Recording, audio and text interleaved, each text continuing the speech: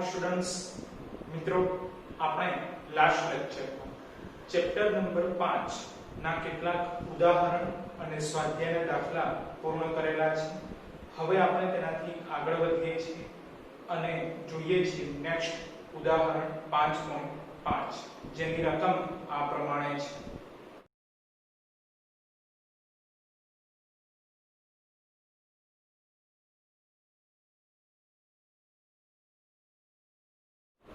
મિત્રો, ઉદાહરણ 5 ની રકમમાં તમને બે અલગ અલગ આકૃતિઓ આપેલી છે. એ બંને આકૃતિઓ પાઠ પ્રમાણે છે.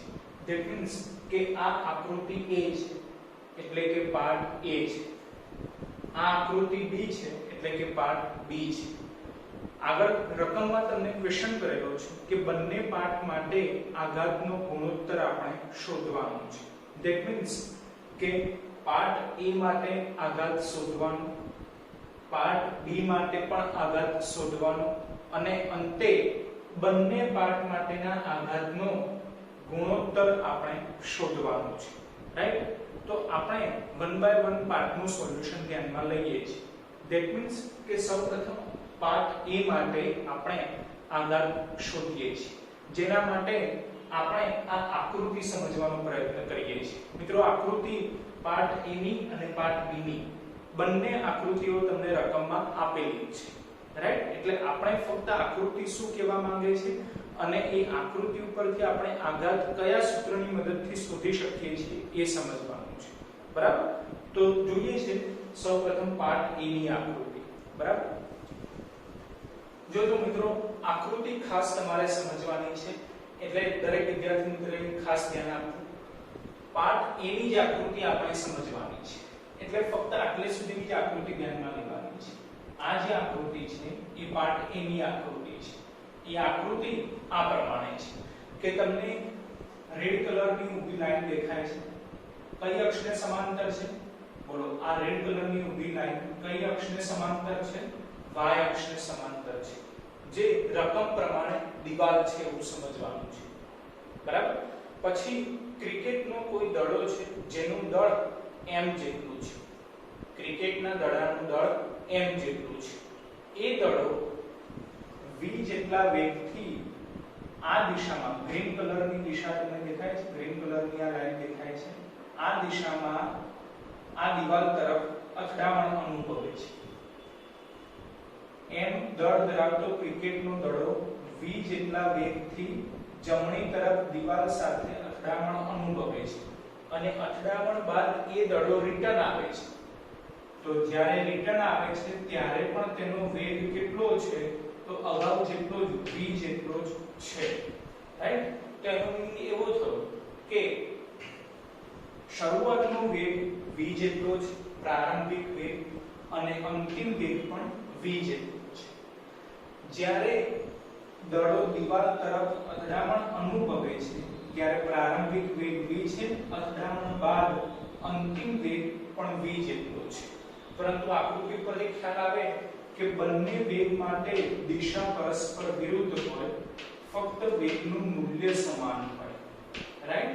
અને દડાનું દળ તો બદલાતું નથી, જે અગાઉ કીધું એ પ્રમાણે m જેટલું છે. બરાબર? આ રીતની પાર્ટ A ની આકૃતિ આપી દીધી છે. તો હવે આપણે આ ક્વોન્ટિટીઝના આધારે આઘાત શોધવાનું છે. રાઈટ?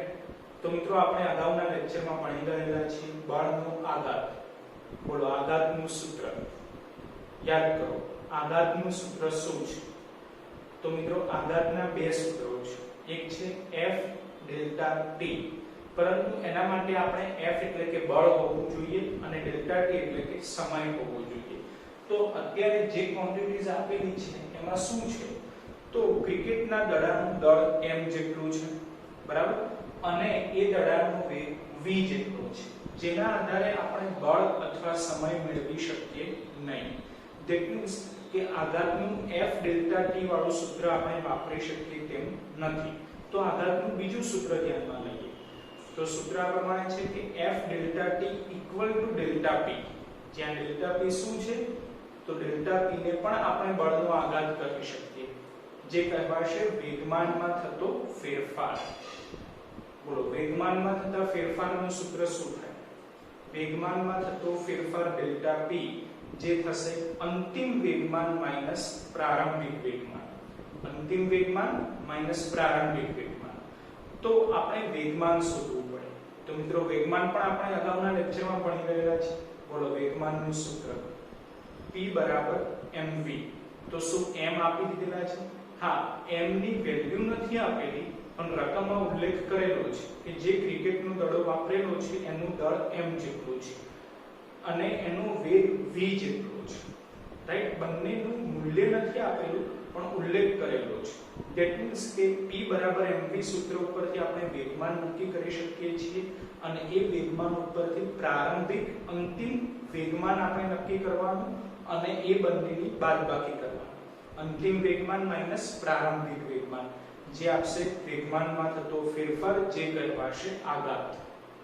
રાઈટ, તો આ સૂત્ર પ્રમાણે આપણે સ્ટેપ વાઇઝ ફોલો કરીશું. બરાબર છે? તો સૌપ્રથમ આપણે પ્રારંભિક વેગમાન અને અંતિમ વેગમાન શોધી કાઢીએ છીએ. બરાબર? તો પ્રારંભિક વેગમાન આપણે ડાબી તરફ લખીએ છીએ, અંતિમ વેગમાન આપણે જમણી તરફ લખીએ છીએ. હવે મિત્રો પ્રારંભિક એટલે તમારે આ વસ્તુ ધ્યાનમાં લેવાની છે. આ પ્રારંભિક છે. બરાબર, જેને માટે આપણે I સિમ્બોલ વાપરીએ છીએ. કારણ કે પ્રારંભિક એટલે ઇનિશિયલ અને અંતિમ એટલે કે ફાઇનલ જેના માટે આપણે F સિમ્બોલ વાપરીશું. તો એના માટે આપણે આ ધ્યાનમાં લેવાનું છે. બરાબર, કારણ કે ક્રિકેટનો દડો એ v જેટલા વેગથી આ તીર દર્શાવેલું છે કે પ્રારંભિક થવું ગણાશે. v જેટલા વેગથી આ દિવાલ તરફ અથડામણ અનુભવે છે અને પછી રિટર્ન આવે છે ત્યારે પણ એનો વેગ v જેટલો છે. આ રિટર્ન આવવા માટેનું તીર છે તો એના માટે પણ વેગ v જેટલો છે. રાઈટ, એટલે ફક્ત તમે જોઈ શકો છો કે દિશા વિરુદ્ધ થાય છે, બાકી મૂલ્યમાં કોઈ ચેન્જ આવતો નથી. રાઈટ, તો યાદ રાખો કે જ્યારે પ્રારંભિક વેગમાન શોધવું હોય ત્યારે આ I એટલે કે ઇનિશિયલ કન્ડિશન વાળો વેગ ધ્યાનમાં લઈશું અને એની દિશા નક્કી લેવાની છે. બરાબર છે? અને અંતિમ વેગમાન શોધીશું ત્યારે ફાઇનલ એટલે કે F સિમ્બોલ વાળો વેગ v અને એની દિશા આપણે ધ્યાનમાં લઈશું. બરાબર છે? હવે મિત્રો આપણને ખ્યાલ છે કે વેગમાન એ સદિશ રાશિ છે અને યાદ રાખો મિત્રો કે જે કોઈ પણ સદિશ રાશિ હોય એના ઘટકો પડે, x ઘટક અને y ઘટક, અને જો z ઘટક પણ હાજર હોય તો. જેમ કે અત્યારે બંને આકૃતિ ઉપરથી ખ્યાલ આવે કે xy કોઓર્ડિનેટમાં આકૃતિ છે. રાઈટ, એટલે અત્યારે આપણે બે જ ઘટકો વિચારીશું. જે કોઈ પણ સદિશ રાશિ હોય એના ફક્ત બે જ ઘટકો વિચારીશું, x ઘટક અને y ઘટક. રાઈટ, બોલો વેગમાન કેવી રાશિ છે? સદિશ રાશિ. તો વેગમાનના પણ બે ઘટકો પડે, x ઘટક અને y ઘટક. તો આપણે એ રીતે ધ્યાનમાં લઈશું કે પ્રારંભિક વેગમાનનો x ઘટક, પ્રારંભિક વેગમાનનો y ઘટક. એ જ રીતે અંતિમ વેગમાનનો x ઘટક, અંતિમ વેગમાનનો y ઘટક. રાઈટ, જોઈએ. ચલો સૌપ્રથમ આપણે પ્રારંભિક વેગમાન ધ્યાનમાં લઈએ છીએ પણ એનો પણ કયો ઘટક? x ઘટક ધ્યાનમાં લઈએ છીએ. તો વેગમાન એટલે કે p, x ઘટક એટલે કે x અને પ્રારંભિક છે એટલે I કરીશું. એટલે સિમ્બોલ ખ્યાલ આવ્યો? પ્રારંભિક વેગમાનનો x ઘટક એટલે pxi. બોલો વેગમાનનું સૂત્ર mv થશે. m એ શું છે? તો દડાનું દળ છે તો એ m લખી કાઢ્યું. v એ શું છે? તો દડાનો વેગ છે. બોલો પ્રારંભમાં દડાનો વેગ કેટલો છે? તો જો આ પ્રારંભ છે જેમાં દડાનો વેગ v જેટલો છે એટલે આપણે v લખી દીધું.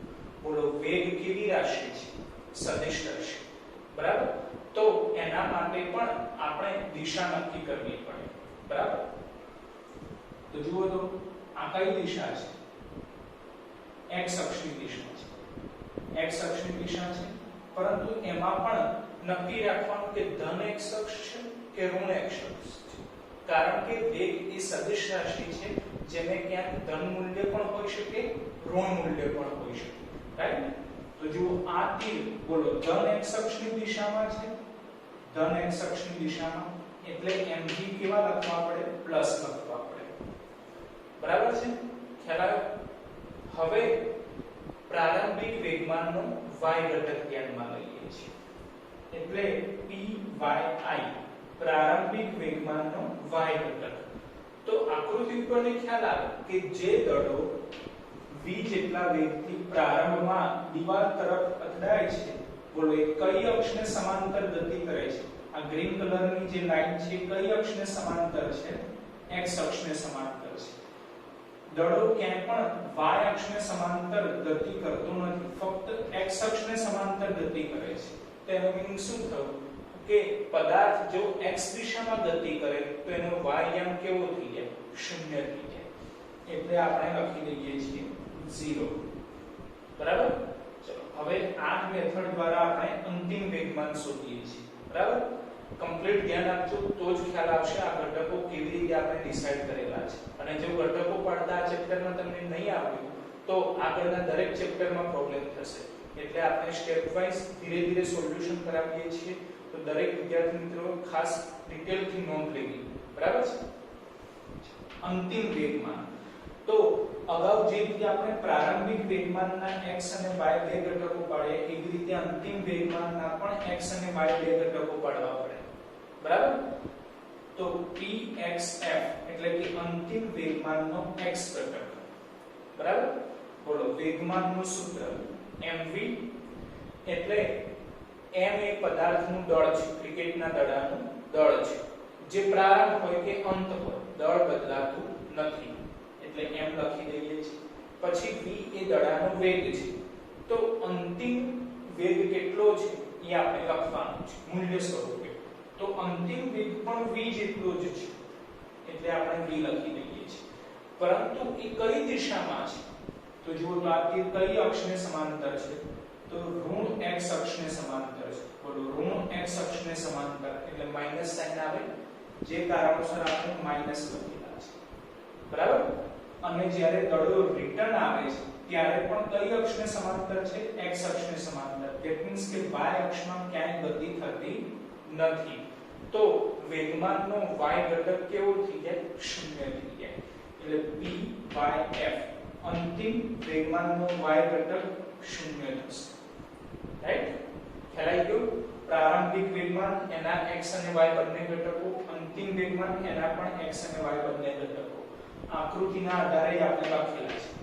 ખ્યાલ આવ્યો આટલે સુધી? હવે પ્રારંભિક વેગમાન અંતિમ વેગમાન મળી ગયું તો બંનેનો તફાવત શોધી કાઢીએ તો એ જ કહેવાશે આઘાત. બરાબર છે? તો હવે આપણે આઘાતનું સૂત્ર એપ્લાય કરીએ છીએ. આઘાત બરાબર વેગમાનમાં થતો ફેરફાર.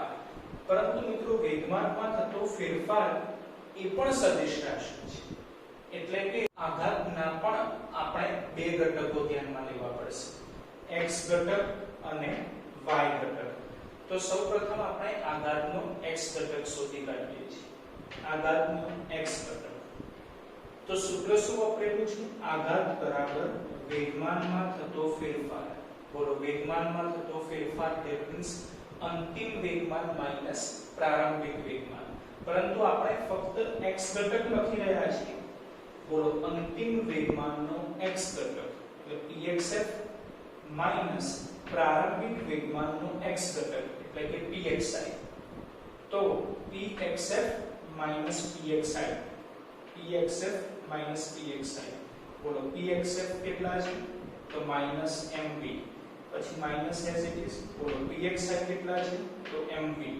તો minus mv minus mv minus 2mv મળશે. બરાબર? એટલે આઘાતનો x ઘટક મળી જે કઈ રીતે મળ્યો? તો વેગમાનમાં થતા ફેરફારનો x ઘટક એના આધારે. એવી જ રીતે હવે આઘાતનો y ઘટક શોધી કાઢીએ. પરંતુ વેગમાન માટે અંતિમ વેગમાનનો y ઘટક, પ્રારંભિક વેગમાનનો y ઘટક બંને 0 છે. એટલે આઘાતનો y ઘટક એટલે કે વેગમાનમાં થતા ફેરફારનો પણ y ઘટક કેવો થશે? 0 થશે. રાઈટ? તો આટલે સુધી ખ્યાલ આવ્યો કે પાર્ટ A માટે આપણે આઘાત શોધી કાઢ્યો. બરાબર? જેમાં આપણને ખ્યાલ આવ્યો કે ફક્ત x ઘટક જ મળે છે, કેટલો -2mv. y ઘટક તો 0 છે એટલે એ કન્સિડર કરવાની જરૂર નથી. બસ સેમ આ જ મેથડ આપણે ફોલો કરવાની છે અને પાર્ટ બી માટે પણ આપણે આધાર શોધવાનો છે, રાઈટ. પરંતુ પાર્ટ બી ની આકૃતિ થોડી અલગ પ્રકારની છે એટલે સૌપ્રથમ આપણે પાર્ટ બી માટેની આકૃતિ સમજી લઈએ. બરાબર છે? ચલો ધ્યાન આપજો. હવે પાર્ટ એ ની આકૃતિ આપણે ધ્યાનમાં લેવાની જરૂરિયાત નથી. ફક્ત પાર્ટ બી એટલે કે આટલી આકૃતિ આપણે સમજવાની છે. બરાબર? તો સ્ટેપ વાઇઝ ધ્યાન આપજો. જો તો સૌપ્રથમ આ જે રેડ કલરની ઊભી લાઈન છે, y અક્ષને સમાંતર રેડ કલરની જે ઊભી લાઈન છે એ રકમ પ્રમાણે દિવાલ છે એવું આપણે સમજવાનું છે. આ દિવાલ ઉપર x અક્ષ સાથે 30 ડિગ્રીનો ખૂણો બનાવે તે રીતે m દળ ધરાવતો ક્રિકેટનો દડો v જેટલા વેગથી ગતિ કરતા કરતા અથડાય છે, રાઈટ. તો સમજજો. x અક્ષ એટલે આપણે આ ગ્રીન કલરથી દોરેલ છે x અક્ષની લાઈન. બરાબર? તમને ખ્યાલ આવી જાય. x અક્ષ આ રીતે સમક્ષિતિજ હોય એને આપણે x અક્ષ કહીશું. એની સાથે 30 ડિગ્રીનો ખૂણો અનુભવે તે રીતે m દળ ધરાવતો ક્રિકેટનો દડો v જેટલા વેગથી આ દિવાલ સાથે અથડામણ અનુભવે છે. તો તીર તમે જોઈ શકો છો દિવાલ તરફ આપણે દોરેલું છે. બરાબર? આ પ્રારંભિક કન્ડિશન છે. હવે એ દડો અથડામણ બાદ રિટર્ન આવે છે. તો જ્યારે રિટર્ન આવે છે ત્યારે પણ રકમમાં આપેલું છે કે અગાઉ જેટલો જ ખૂણો બનાવે છે. ધેટ મીન્સ કે અગાઉમાં પ્રારંભમાં સમક્ષિતિજ સાથે એટલે કે x અક્ષ સાથે 30 ડિગ્રીનો ખૂણો હતો. તો જ્યારે દડો રિટર્ન આવે છે ત્યારે પણ x અક્ષ સાથે સમક્ષિતિજ સાથે એટલો જ ખૂણો બનાવે છે એટલે કે 30 ડિગ્રીનો જ ખૂણો બનાવે છે અને વેગ પણ v જેટલો જ હોય છે.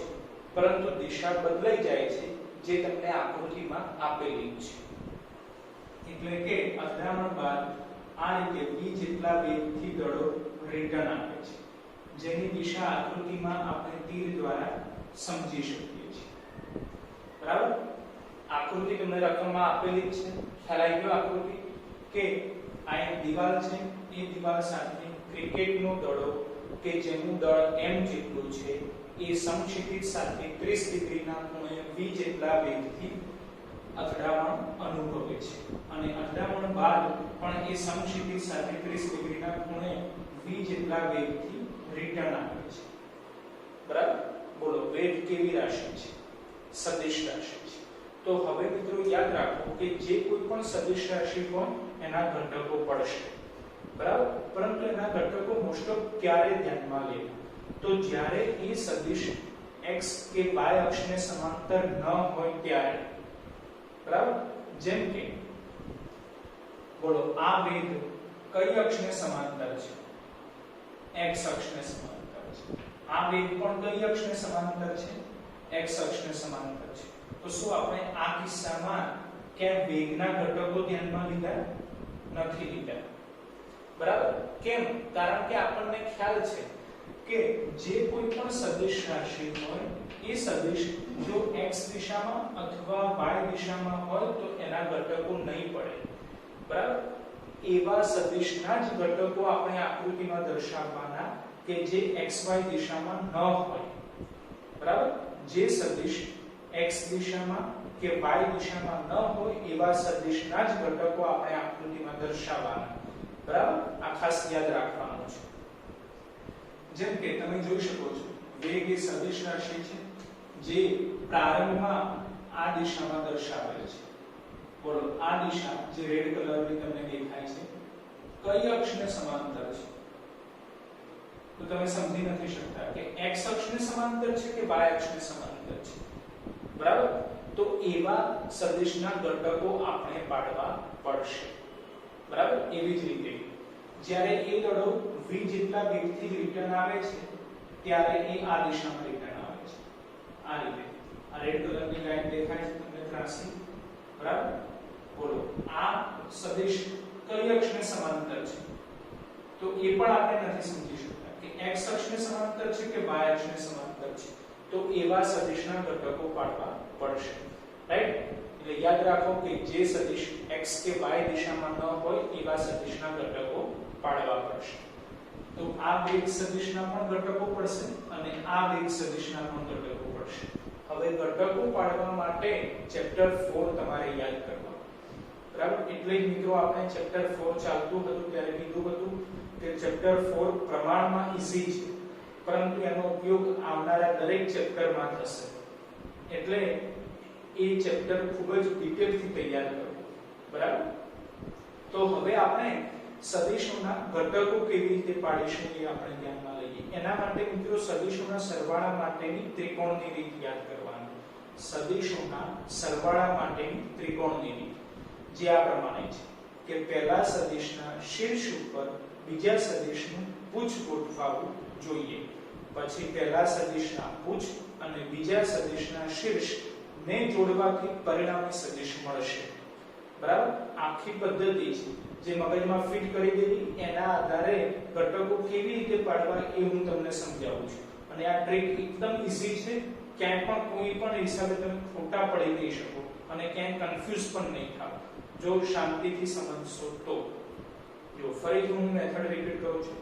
પહેલા સદિશના શીર્ષ ઉપર બીજા સદિશનું પૂછ ગોઠવવું જોઈએ. પછી પહેલા સદિશનું પૂછ અને બીજા સદિશના શીર્ષ ને જોડવાથી પરિણામી સદિશ મળશે. તો જે સદિશના આપણે ઘટકો પાડવાના છે એ પરિણામી સદિશ તરીકે સમજવું. દરેક વાક્ય હું બે વખત રિપીટ કરું છું, ખૂબ જ ધ્યાનથી સમજજો. જે સદિશના ઘટકો પાડવાના છે એ સદિશને પરિણામી સદિશ તરીકે સમજવું. બોલો કોના ઘટકો પાડવાના છે? આ રેડ કલરથી જે આપણે દોરેલ છે એના ઘટકો પાડવાના છે. તો એને આપણે પરિણામી સદિશ તરીકે સમજવાનું. જો આ પરિણામી સદિશ હોય જે આ તીર દર્શાવેલું છે એ દિશામાં, તો પહેલો સદિશ અને બીજો સદિશ આપણે કેવી રીતે દોરવાનો? અને મિત્રો ખાસ ધ્યાનમાં રાખજો કે જે બે સદિશો આપણે દોરીશું ઘટકો સ્વરૂપે એ બંને કેવા હોવા જોઈએ? પરસ્પર લંબ હોવા જોઈએ. જે બે સદિશો ઘટકો સ્વરૂપે આપણે દોરીશું એ બંને સદિશો પરસ્પર લંબ હોવા જોઈએ અને બને ત્યાં સુધી એ x અક્ષ અને y અક્ષને સમાંતર જ મળશે, બરાબર? જો પહેલો સદિશ આપણે આ રીતે દોરીએ છીએ. જો પહેલો સદિશ આપણે આ રીતે દોરીએ, બરાબર, તો આપણી પદ્ધતિ શું કહે છે? પહેલા સદિશના શીર્ષ ઉપર બીજા સદિશનું પૂછ ગોઠવવું જોઈએ. તો આ પહેલો સદિશ હોય તો એના શીર્ષ ઉપર બીજા સદિશનું પૂછ ગોઠવવું જોઈએ. પછી પહેલાનું પૂછ અને બીજાનું શીર્ષ ને જોડવાથી પરિણામી સદિશ મળવું જોઈએ. તો હવે ઉપરનું આખું ટ્રાયેંગલ મળી ગયું. ખ્યાલ આવ્યો? જો પહેલો સદિશ આ રીતે આપણે અધો દિશામાં ડ્રો કરેલો છે, અધો દિશામાં, બરાબર, જેનું શીર્ષ આ રહ્યું, જેનું પૂછ આ રહ્યું. હવે એની ઉપર બીજો સદિશ આપણે x અક્ષને સમાંતર આ રીતે ડ્રો કરીએ છીએ. બીજા સદિશનું પૂછ આ રહ્યું, બીજા સદિશનું શીર્ષ આ રહ્યું અને પરિણામી સદિશ જે પહેલેથી જ ડ્રો કરેલો છે એનું પૂછ પહેલા સદિશના પૂછને કનેક્ટ થવું જોઈએ અને પરિણામી સદિશનું શીર્ષ બીજા સદિશના શીર્ષને કનેક્ટ થવું જોઈએ. આ તો થાય છે. જો એ થાય તો જ આપણા ઘટકો વાળું જે ટ્રાયેંગલ રચાયું એ ટ્રાયેંગલ એટલે કે આપણા પાડેલા બે ઘટકો સાચા છે એવું આપણે કહીશું. ફરીથી હું રિપીટ કરું છું કે જે સદિશના ઘટકો પાડવાના છે એ સદિશને પરિણામી સદિશ તરીકે લેવું. તો એના આધારે પહેલા સદિશના શીર્ષ ઉપર બીજા સદિશનું પૂછ જોડાયેલું છે. પછી પહેલાના પૂછ બીજાના શીર્ષ ને જોડવાથી પરિણામી સદિશ મળે. એટલે ગ્રીન કલરથી બે તમને ઘટકો મળી ગયા. ઉપરનું ટ્રાયેંગલ જોવાનું છે ફક્ત આટલે સુધીનું. તો આ ટ્રાયેંગલમાં જે ગ્રીન કલરથી બે સદિશો દોરેલા છે એ આ મેઈન સદિશના બે ઘટકો છે એવું આપણે કહી શકીએ, બરાબર? હવે ઘટકોમાં આપણે ચોથા ચેપ્ટરમાં વાતચીત થઈ હતી કે થીટાની પાસેનો ઘટક cos થીટા કહેવાય, થીટાની સામેનો ઘટક sin થીટા કહેવાય, બરાબર? રકમમાં તમને આપેલું છે આ ખૂણો 30 ડિગ્રી છે, બરાબર? તો હવે આ રીતે બોલવાનું છે. બોલો v નો થીટાની પાસેનો ઘટક v cos θ, પરંતુ θ કેટલા છે 30 ડિગ્રી, એટલે આપણે લખી દઈએ છીએ v cos 30 ડિગ્રી. બોલો v નો θ ની સામેનો ઘટક એટલે કે v sin θ, પરંતુ θ 30 ડિગ્રી છે એટલે આપણે લખી દઈએ છીએ v sin 30 ડિગ્રી. એટલે આખું ઉપરનું ટ્રાયેંગલ આવી ગયું. હવે એ જ પ્રમાણે નીચેનું ટ્રાયેંગલ જોવાનું છે, બરાબર? ફક્ત નીચેનું ટ્રાયેંગલ જોવાનું છે. આ રેડ કલરથી જે વેગ સદિશ દોરેલો છે એના આપણે ઘટકો પાડવા પડે. જે સદિશના ઘટકો પાડવાના છે એ સદિશને પરિણામી સદિશ તરીકે લેવાનો અને ઘટકો એ રીતે પાડવાના કે જેથી પહેલા સદિશના શીર્ષ ઉપર બીજા સદિશનું પૂછ ગોઠવા. પરિણામે પહેલા સદિશના પૂછ અને બીજા સદિશના શીર્ષ ને જોડવાથી આ પરિણામી સદિશ મળવો જોઈએ, બરાબર? તો એના માટે આપણે પહેલો સદિશ આ રીતે ડ્રો કરીએ છીએ ગ્રીન કલરથી, જે તમને દેખાય છે એ પ્રમાણે, બરાબર? એ પહેલા સદિશમાં પૂછ આ સ્થાને છે, શીર્ષ આ સ્થાને. પહેલા સદિશના શીર્ષ ઉપર બીજા સદિશનું પૂછ ગોઠવાયેલું છે. બીજો સદિશ આ રીતે છે, આ એનું પૂછ છે, આ એનું શીર્ષ, એટલે કે પહેલા સદિશના શીર્ષ ઉપર બીજા સદિશનું પૂછ ગોઠવાયેલું છે. હવે પહેલા સદિશના પૂછ અને બીજા સદિશના શીર્ષ ને જોડવાથી પરિણામી સદિશ આ રેડ કલરનો જે દોરેલો છે એ મળવો જોઈએ. તો હવે નીચેનું ટ્રાયેંગલ આપણને મળી ગયું, જેમાં ગ્રીન કલરથી જે બે સદિશો દોરેલા છે એ આ રેડ કલરથી જે સદિશ દોરેલો છે એના બે ઘટકો છે, જે તમે જોઈ શકો છો પરસ્પર લંબ છે, રાઈટ? એટલે આ વેગ સદિશના બે ઘટકો મળી ગયા. હવે એ ઘટકોમાં θ ની પાસેનો ઘટક cos θ, θ ની સામેનો ઘટક sin θ. આ ખૂણો 30 ડિગ્રી રકમ પ્રમાણે આપેલો છે. તો હવે મારી સાથે તમારે બોલવાનું, બોલો v નો θ ની પાસેનો ઘટક, બોલો v cos θ, એટલે v cos θ તરીકે 30 ડિગ્રી છે, બરાબર? એટલે આ જે ઘટક છે x અક્ષને સમાંતર એ કેટલો થયો v cos 30 ડિગ્રી. હવે જ રીતે બોલો v નો θ ની સામેનો ઘટક v sin θ, એટલે આ જે ઘટક છે એ v sin θ, પરંતુ θ તરીકે 30 ડિગ્રી છે એટલે v sin 30 ડિગ્રી મળશે, બરાબર? તો આકૃતિ ખ્યાલ આવી ગઈ ઘટકો સાથે.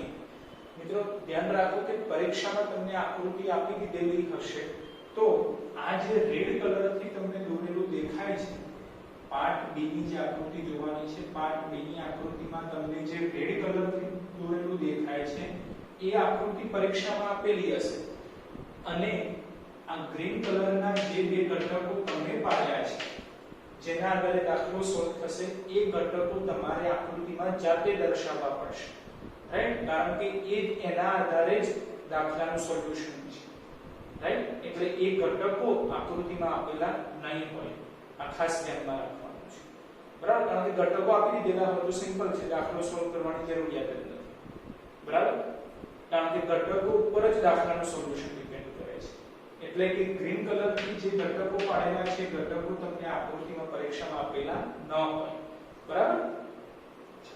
હવે તમારે યાદ રાખવાનું છે મિત્રો કે આપણે આ બ્લેક લાઈન ડ્રો કરી દઈએ છીએ,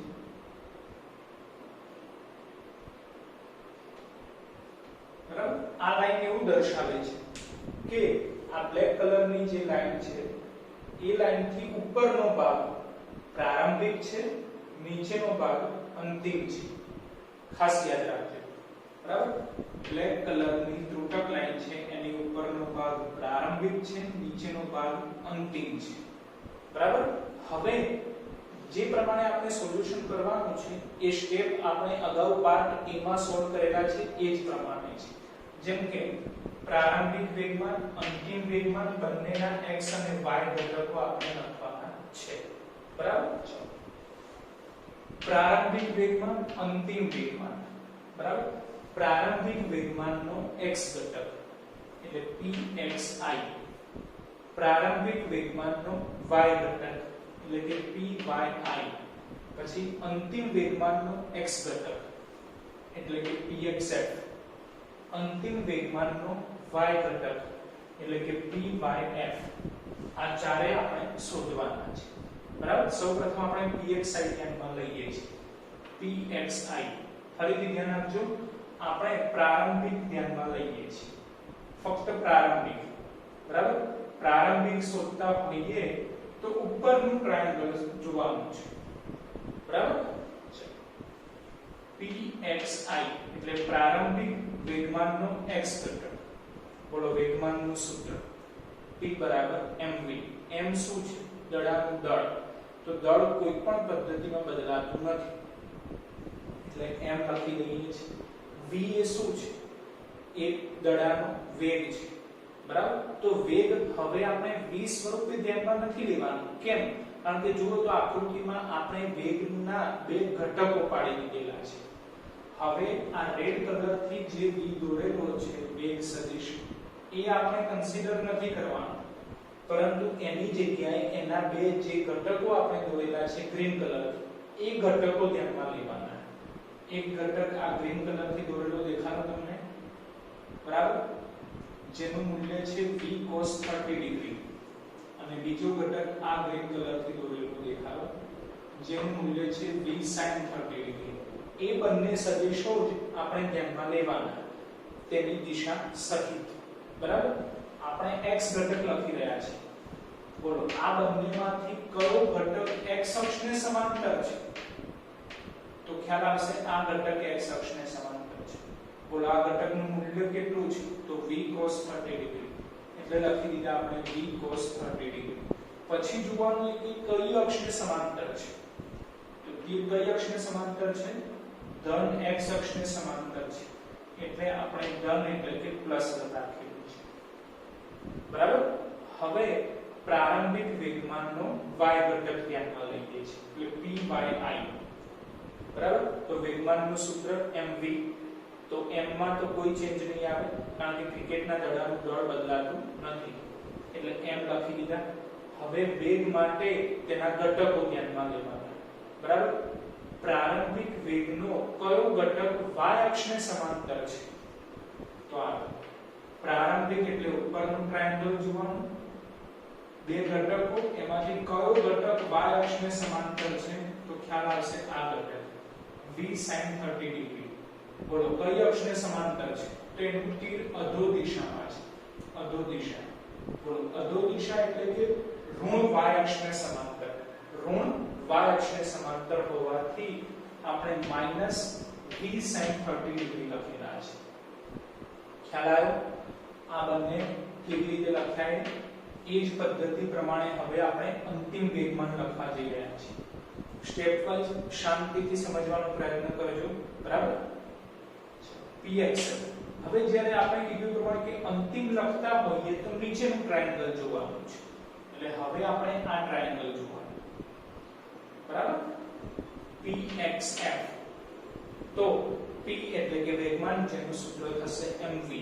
એટલે m બદલાશે નહીં તો m લખી દઈએ છીએ પછી વેગના બે ઘટકોમાંથી કયો ઘટક x અક્ષને સમાંતર છે એ આપણે લખવાનું છે તો ગ્રીન કલરથી બે ઘટકો દેખાય તમને ગ્રીન કલરના બરાબર બોલો કયા બે ઘટક આ બંને ઘટકોમાંથી કયો ઘટક x અક્ષને સમાંતર છે તો આ ઘટક x અક્ષને સમાંતર છે પણ એ કઈ અક્ષને સમાંતર છે ઋણ x અક્ષને સમાંતર છે એટલે એનું મૂલ્ય v cos 30 ડિગ્રી પરંતુ ઋણ x અક્ષ છે એટલે માઈનસ થશે અને માઈનસ v cos 30 ડિગ્રી તો માઈનસ v cos 30 ડિગ્રી બરાબર અને વેગમાન છે એટલે p લખેલું છે અને આગળ m ગુણાયેલા છે ધ્યાનમાં રાખવાનું છે બરાબર ચલો અંતિમ વેગમાનનો y ઘટક એટલે pyf એટલે હવે આપણે pyf એટલે કે વેગમાન લખવાનું છે બોલો વેગમાનનું સૂત્ર p બરાબર mv પ્રમાણે m લખી લઈએ છીએ